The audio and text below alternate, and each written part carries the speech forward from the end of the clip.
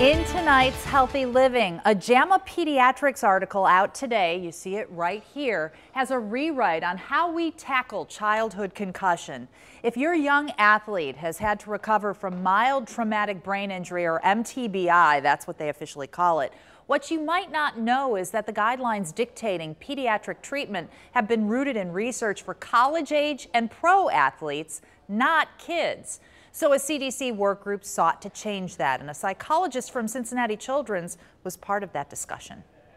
If their child has a concussion, they can say to their pediatrician, well, you know, I heard there were guidelines that came out in September.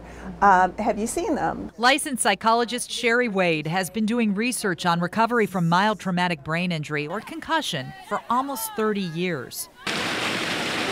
Her focus at Cincinnati Children's, pediatrics, so it makes sense she was part of a CDC work group that set out to come up with guidelines for patients like Rachel Gaffney.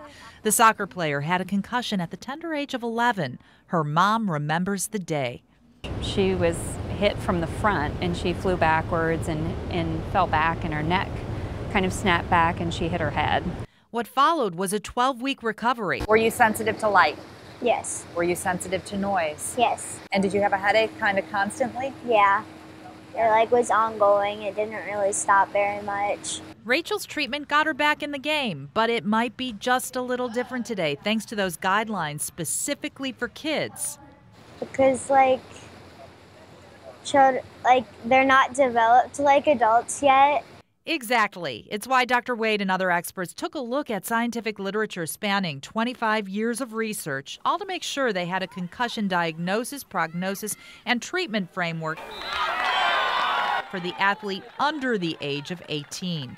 They came up with 19 clinical recommendations on everything from imaging. Having an expensive MRI, for example, that's one of the things that they recommend against because it doesn't really provide any additional diagnostic information. To rest after injury. There have been some nice studies done since those original consensus-based guidelines that suggest 1 to 3 days of rest is good. And that might actually be surprising to a lot of people. After the 3 days, she says kids with MTBI, to prevent worse symptoms, should gradually get back to school, friends, and light activity, though not to their sport until the doctor says so.